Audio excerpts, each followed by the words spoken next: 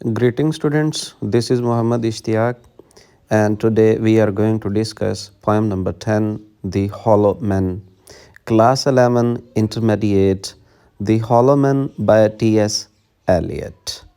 जैसा कि आप लोग जानते हैं बच्चों, इंटरमीडिएट के अंदर हम इंग्लिश सब्जेक्ट की 4 बुक्स पढ़ते हैं और पार्ट 1 यानी फर्स्ट ईयर में हम लोग 2 बुक्स पढ़ते हैं, book number 1 and book number 3। Book 1 consist करती है 15 चैप्टर्स या शॉर्ट स्टोरी के ऊपर और बुक 3 जो है उसमें 20 पोएम्स एंड 3 प्लेज कंक्लूड किए जाते हैं। उन 20 पोएम्स में से poem number 10 the hollow man by T S. Eliot आज हमारा टॉपिक रहेगा। इसे हम कंप्लीट पढ़ेंगे।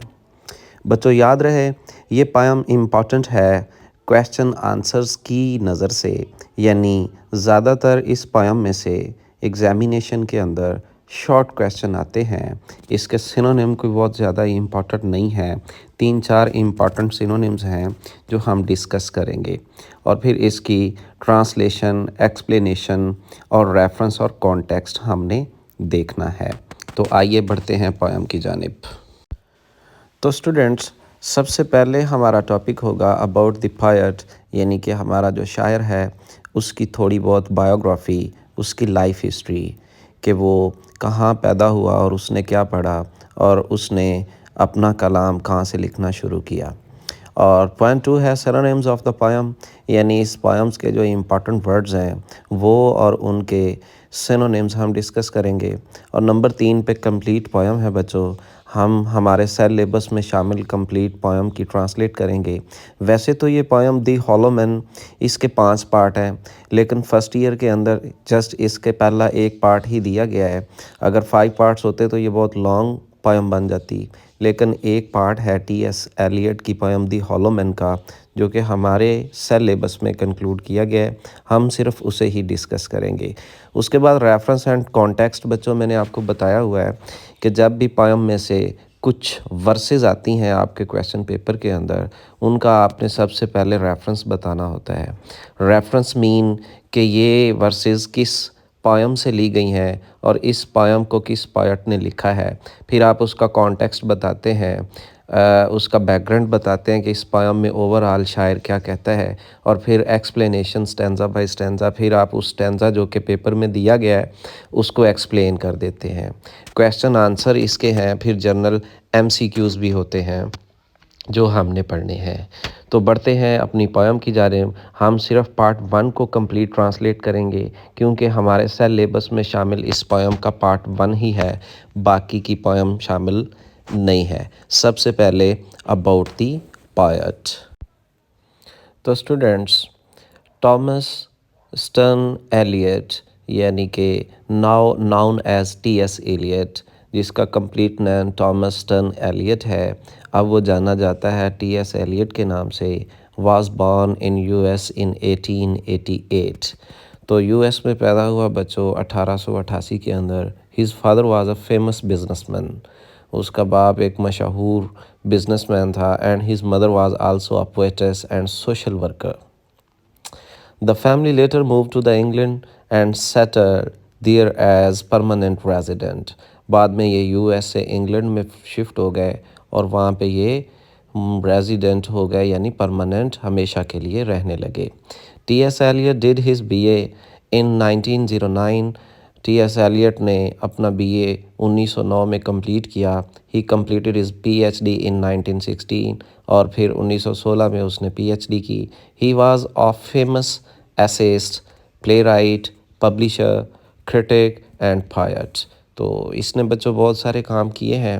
वो बहुत ज़्यादा मशहूर ऐसे राइटर है, यानी कि एसेइस्ट है, प्ले उसने लिखे हैं, पब्लिशर भी रहा है, क्रिटिसाइज़ भी करता रहा, क्रिटिक भी रहा, और ये एक बहुत बड़ा शायर भी है।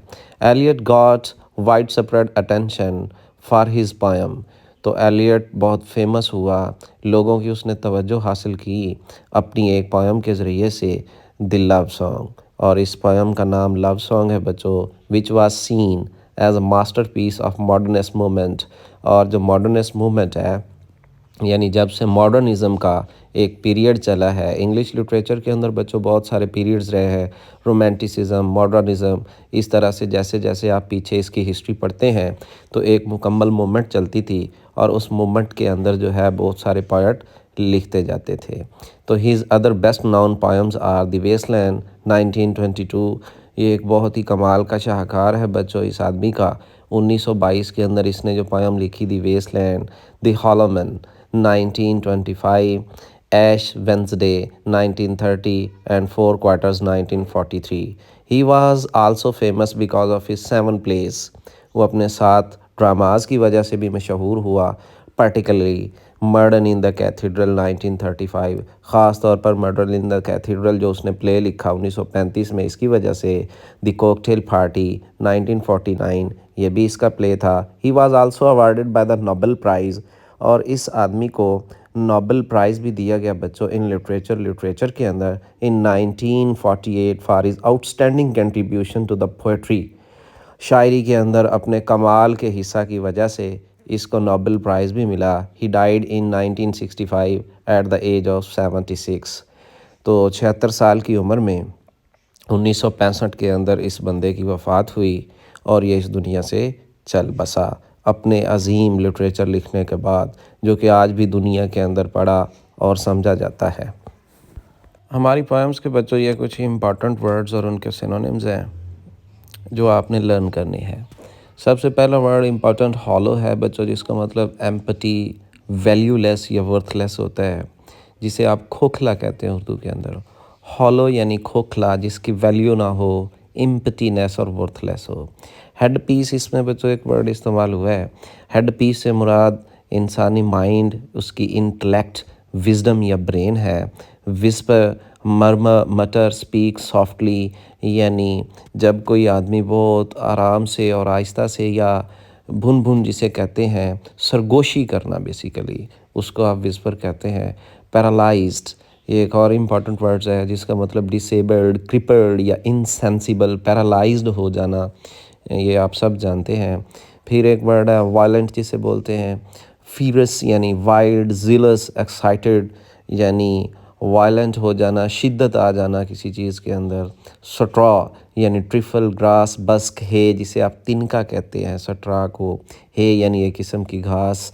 सेलर, सेलर का मतलब बच्चों बेसमेंट या स्टोरेज होता है। तय खानों को भी कहते हैं। जेस्चर्स, जेस्चर्स इशारे वगैरह। Movement, motion, mode. तो ये कुछ वर्ड्स हैं जिनके साथ सिनोनिम्स भी लिखे हुए हैं, आपने लर्न कर लेने हैं, और हमारी इस पोएम के पहले पार्ट में यही वर्ड्स इम्पॉर्टेंट है। अब बढ़ते हैं बच्चों हमारी पोएम के अंदर। Complete poem part 1, we are the hollow man.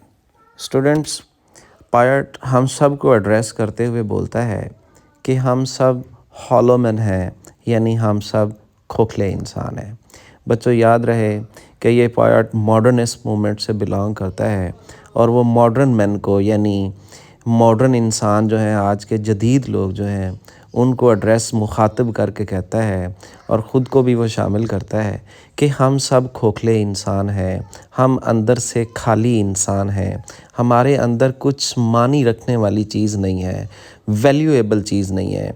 हम सब इस मॉडर्न एज के अंदर तरक्की तो कर चुके हैं, लेकिन हम अंदर से खाली हो गए हैं। तो जितना भी आप इसे एक्सपेंड करेंगे, जितने भी आप इसे मीनिंग दे पाएंगे, दे सकते हैं। तो बेसिकली मॉडर्न पोएम बच्चों मॉडर्न मैन से बिलोंग करती है। मॉडर्न पोएट है जो हम सब को एड्रेस करके लिखी गई है। तो पोएम का टाइटल जो है वो भी आपने याद रखना है, हॉलो मैन नहीं है बल्कि हॉलो मैन है, MEN। तो ये प्लूरल फॉर्म इस्तेमाल की गई है, यानी खोखले इंसान।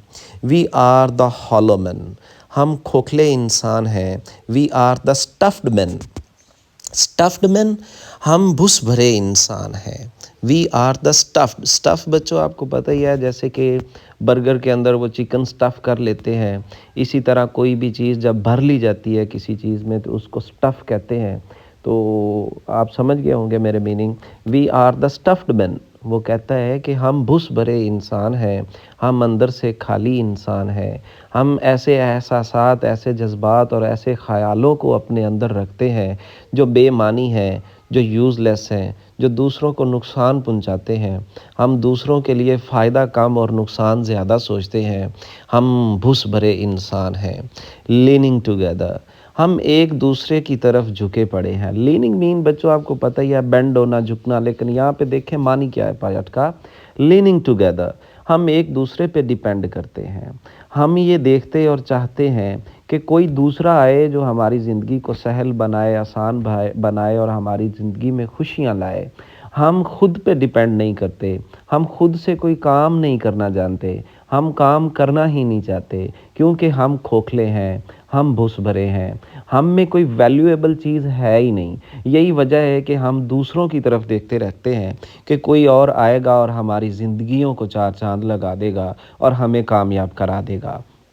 हम एक दूसरे की तरफ देख रहे हैं, मुनासर कर रहे हैं एक दूसरे के ऊपर। लीनिंग टुगेदर, हेड पीस, और हमारे जो हेड पीस यानी कि हमारा जो ब्रेन या माइंड है, फिल्ड विद स्ट्रॉ, इसके अंदर घास भूस भरा हुआ है। स्ट्रॉ तिनका मैंने आपको बताया था बच्चों। तो हमारे हेड पीस, हमारे दिमाग भूस भरे हैं, इनमें घास जड़ी बूटियाँ उगी हुई हैं और इसके अलावा ये खाली हैं। हम कोई अच्छा नहीं सोचते। हम हमेशा ऐसी चीज़ों को मानी देते हैं और सोचते हैं जो वैल्यूलेस है। अल्लाह, ये बहुत अफसोस की बात है। आवर ड्राइड वॉइसेस, हमारी आवाज़ें खुश्क हैं। हमारी आवाज़ें यानी हम जो बोलते हैं, हमारे जो वर्ड्स हैं वो मीनिंगलेस हो गए हैं। हम जो भी वॉइस निकालते हैं वो ड्राइड मीन बच्चों वैसे तो खुश्क होती है, लेकिन यहाँ हमारे पोएट से मुराद ये है ड्राइड वॉइसेस, ऐसी वॉइसेस, ऐसी बातें जिनके कोई मानी नहीं होते, वैल्यूलेस होती हैं। व्हेन वी विस्पर टुगेदर, जब हम एक दूसरे से सरगोशी करते हैं, हम बात करते हैं, आर क्वाइट एंड मीनिंगलेस, ये हमारी बातें क्वाइट, खामोश एंड मीनिंगलेस, बेमानी है। As wind in dry grass, simile इस्तेमाल की गई है बच्चों। मैंने सिमली और मेटाफर के बारे में आपको क्लास में बताया था कि जब भी शायर एज या लाइक का वर्ड इस्तेमाल करके दो चीज़ों का आपस में कंपैरिजन करता है, उसको सिमली कहते हैं। तो हमारी आवाज़ें ऐसी हैं, as wind in dry grass, जैसे घूसी सूखी घास के अंदर हवा चलती है। Are rats feet our broken glass in our dry cellar, या कि हमारे जो सेलर यानी कि तह खाने हैं, उसके अंदर टूटे हुए शीशों के ऊपर चूहे चलते हैं। Rats feet over the broken glass, किस तरह वो बेमानी और ऐसी चीज़ होती है जो वर्थलेस होती है। बिल्कुल ऐसे ही हमारी आवाज़ें, आपस में जो हम बातें करते हैं, उन बातों के कोई मानी नहीं है, वो वैल्यूलेस हैं।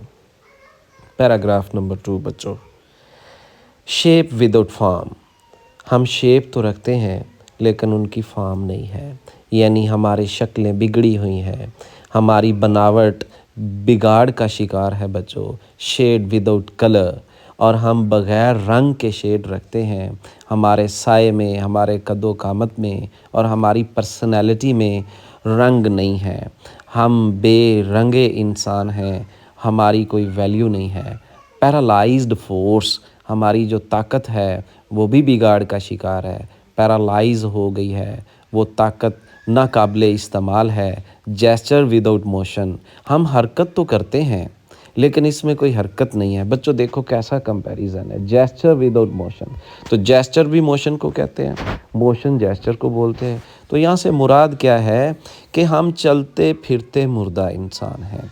पोएट ये कहना चाहता है हम सब से कि हम चलते फिरते तो हैं लेकिन हम ऐसे ही हैं जैसे मुर्दा हैं। दोज हु हैव क्रॉस्ड, वो लोग जो इस दुनिया से चले गए, दोज वो हु हैव क्रॉस्ड, जो चले गए with direct eyes to death, और उन्होंने मौत की आंखों में आंखें डाल के देखा।